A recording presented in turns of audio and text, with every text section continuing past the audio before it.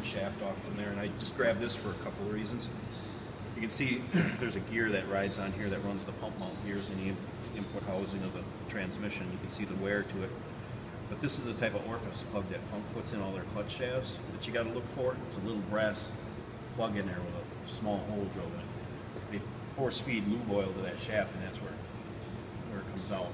We typically use, there's one in the end of a clutch shaft, and then there's one on each bearing set of the clutch shaft. So typically, if it's a double pack clutch shaft, there'd be 3 of those orifice plugs in that clutch shaft.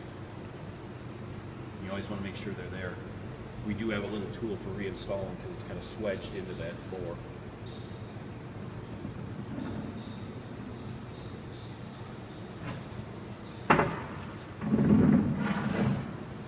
This here is just a really good example of a 3-stage twin disc torque converter clutch input shaft.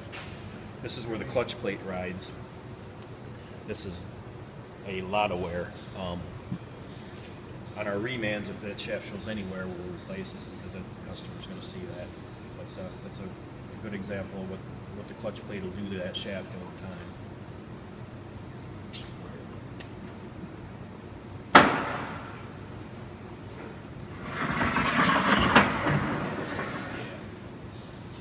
There's a company out there making those aftermarket, and they harden the teeth, K&L clutch. Their input shafts last so much longer than the twin disc. It's kind of embarrassing. It's like, why don't they do that?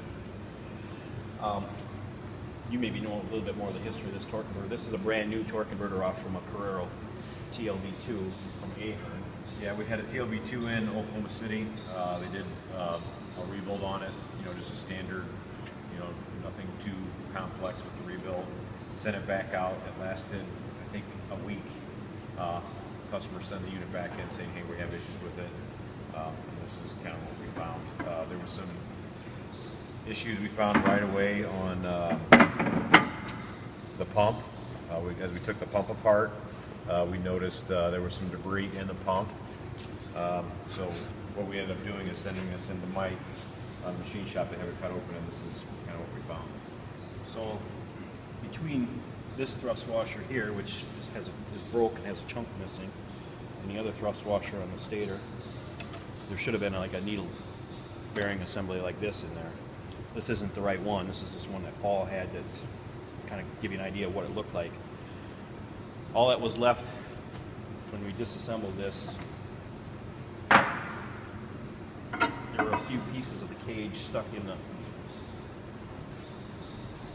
turbine, and what was left of the rollers were laying in this cover in the corners.